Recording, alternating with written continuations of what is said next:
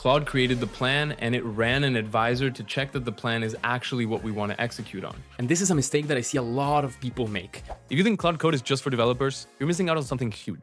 I use it to run a business making over $35,000 a month, and I spend over 1,000 hours using Claude Code. So let me save you the time. And it's just three things: the brain, the hands, and the human. You can think of it as a car. You have the engine, the wheels, and the driver.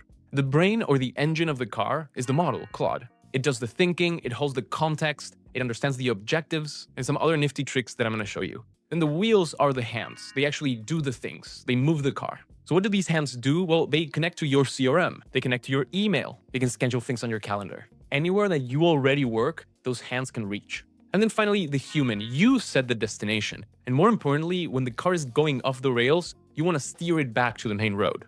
This car does not work without any one of these pieces. Now let's look at each piece in detail, so then we jump into Claude Code and we can do something useful with it. I always use Opus. That's the biggest, best model from Claude. And very simply, if you keep running out of tokens, then just switch to Sonnet. When we use Claude Code, we want to make sure that it has all the context that it needs to perform what it needs to perform. That means, what are your objectives? What are some files that we can give it that show it either how to do the job or how we've done the job in the past, or some hints about how to figure it out? And the more you get into Claude Code, the more you'll hear about this CLAUDE.md. If you've ever heard about a system prompt, that's what this means. It's just the manual. It's just the instructions about what are we even doing here. You don't have to create it yourself. I'm going to show you a simple command that creates the system prompt for you. Then we have plan mode. You want to give the brain time to think before it starts acting, before the hands take over. And then skills. This is really, really fun because this is what will allow you to kind of make things better over time and replicate previous successes. You can think of it as different modes of the car and different things that the car can do. For example, if you want to put your Lamborghini in overdrive, you just have to make sure what are the right things to do. And these skills is what tells Claude, oh, this is how you put the Lamborghini in overdrive. And what we're going to build today is replicating my voice on my LinkedIn post. I don't know about you, but I hate how AI sounds. It never really catches it. But with a skill, I can give it context, examples, and then, more importantly, redirect it when it goes wrong. And it'll learn from that. Another skill, this Amplify HTML presenter, that's what you're looking at right now. This all was created by Claude Code with a skill. And there's no magic, it's just a text file that Claude Code reads and says, oh, that's how you do that. Okay, let's execute on that.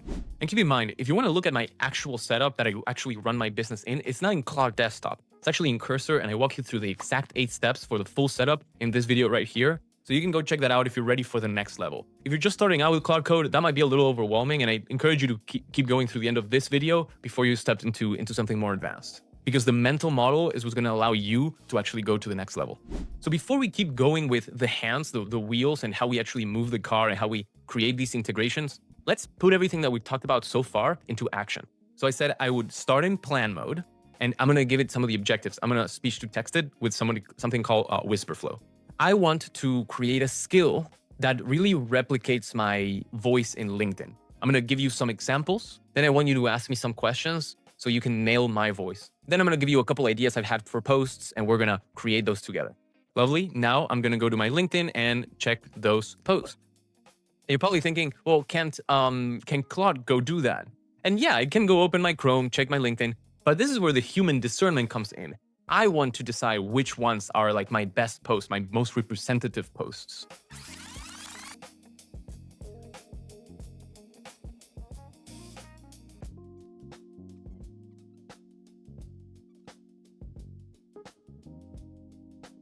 So what did I just do? I just went and curated 6 posts. That's about it. So now I want you to catch my tone from these. Obviously, they're from different situations, different types of posts. If you want, I put the links for each of the posts on top of each post, so you can go check it out, understand the context. There's some pictures, videos, etc. Now I want you to ask me any strategic questions that you have to make sure that you can do the best possible job. And now you see me putting the sprinkles of the human part. I chose the posts, I bring the discernment, and then I ask it to ask me questions. So now I'm alluding to the hands, it being able to go check out the posts, to go to LinkedIn, open Chrome. But it can do way more than just that. It can integrate into your CRM, into your communication platform with your team, your databases, your email, your calendars. And this is just the surface. So it's thinking, it's taking its time, it usually does. And you'll notice that I'm using the extra high effort for more thinking. In this case, we're just getting a certain tone out. So medium would be enough, but I just enjoy using extra high, see how far I can take it. It's done thinking stuff for a couple minutes. And now it's checking out what already exists. What is out there in my computer that there are skills that it could use. There's this script writer skill, which is not really relevant to this, but it does kind of carry my voice. And then what it did, this is new for Claude Code in this environment, which is it launched a sub-agent to go check out other ways that I speak, other skills that we have. It has my YouTube intelligence skill. So it's essentially exploring planning before it starts executing. And now it asks me a question. What modes should the skill support? Well, I want to be able to draft ideas, refine drafts, story sharper, and yeah, hook generator. That sounds good. Yeah. I see 5 distinct post archetypes in your example. Vulnerable hook, reflective seasonal. How should the skill use this? Explicit templates per archetype, 1 adaptive voice, no template, no, just my voice.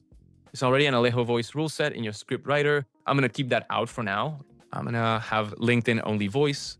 So I wanna show you, gonna sit in your seat, not having any other examples. For my example, I'm spotting these signature moves. What are true rules versus occasional? These are really good questions. Vulnerable opener is 1. Caps for emphasis, yeah.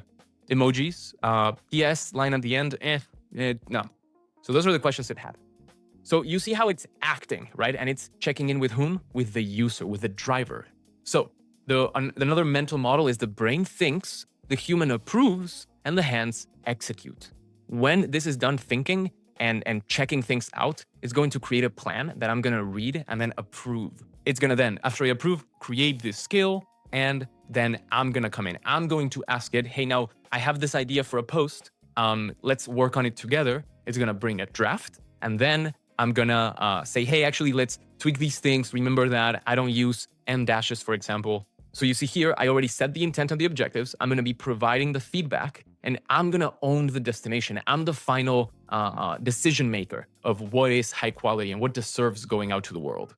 This is really important that you understand whether you're doing LinkedIn posts, Excel sheets, or actual code. You're the final barrier of quality.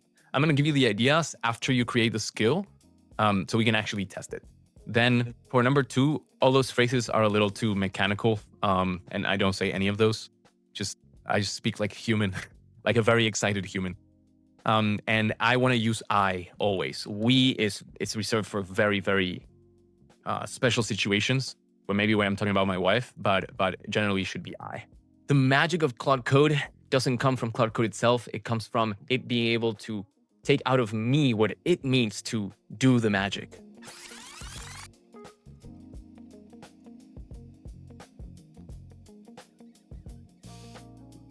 Right now, Claude created the plan and it ran an advisor to check that the plan is actually what we want to execute on. And this is a mistake that I see a lot of people make. Claude created a plan and then it ran an advisor in order to say, hey, is this plan correct? Is this what the user actually wants? And most people will see this and it's like, oh, so it's checking itself. It's all good. And then don't actually read the plan that was written. And that is a problem because what you have as the driver is nuance. You can see the destination, Claude can't. And if we're steering a little bit to the left every single step, then we're gonna end up somewhere else that's not the destination. So at every step, you wanna be re-steering and just making sure you're going the right way.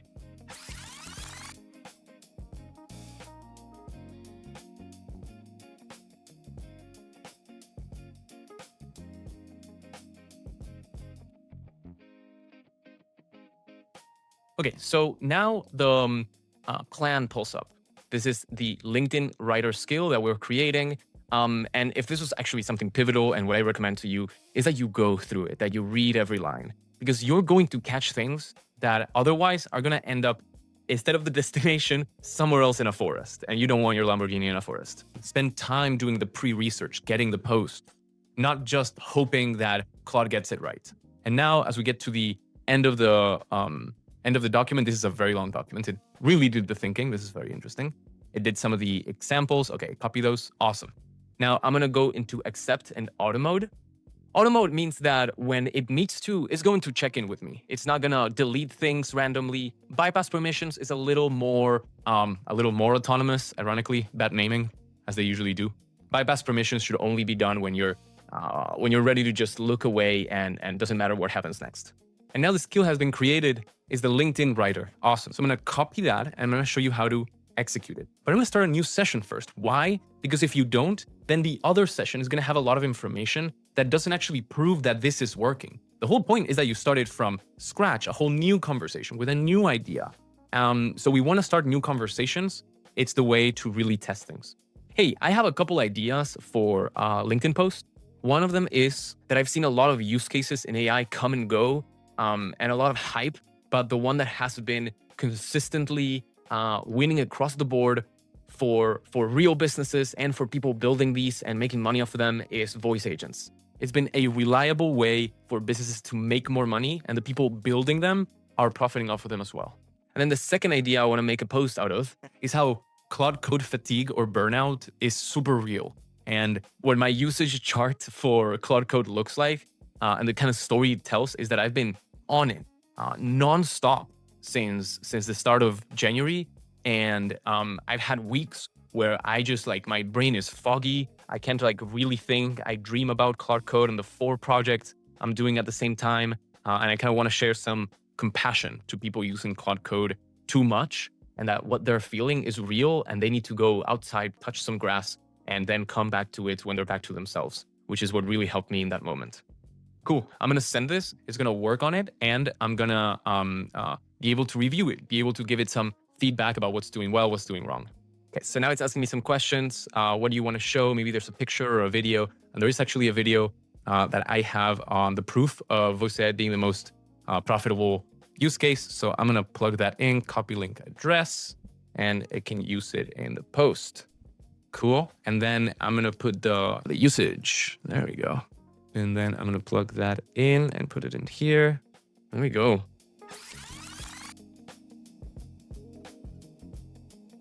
Now the brain and the hands finished working. Now let's bring back the driver.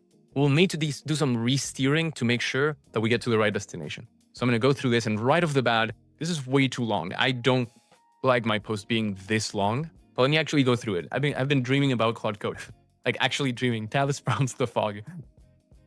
The numbers do not lie. Yep, awesome. That is 146 times the length of War and Peace. A human wouldn't know that. The reference of 146 times the length of War and Peace, a human wouldn't know that. You can't include that. Why would I know that? So remember to keep it human, keep it simpler language. I speak simply, directly, but where is the insight? I am so obsessed with the insight and giving the insight, not just giving data.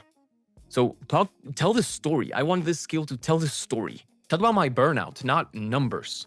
So I'm going to give it this feedback, but I'm not going to give it here. I'm going to grab these drafts.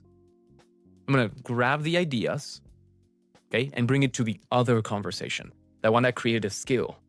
This is what I said to the other conversation. Bam. And this was the output. I'm going to copy this in. Remember that I'm the driver. I want to set the direction. And now I'm going to share some of that feedback or draft 1. Now I want you to refine the skill to take this into account. And those are some magic words. Refine the skill, capture the learnings and findings. That is what really brings all of this together. That's what makes Claude Code so good. Yes, the whole thing is a Lamborghini, but it's not going to move unless you drive it. And you do not need to be a developer. You just need to know how to drive. And I hope this mental model helps you act on this today. Go open up Claude Code right now and share an idea. It doesn't need to be revolutionary. Just start with something and see how it answers back. See the brain working. Try to ask yourself okay, what are the hands doing in this case? And start creating together. It's not I say something and you do it. It's a co-creation. I hope you have fun. But let's be honest. Maybe you got to the end of this video and realized, wait, I don't actually want Claude Code. I don't want this level of depth. Great. You can go check out this video where I walk through the differences and when to use chat, when to use Cowork, and when to use code, because you might find that Cowork is the right thing for you. It's Claude Code, but with a different frame on top, and honestly, much easier to use. So go check that out and decide what's the right tool for you. My name is Alejo, and remember to never stop prompting.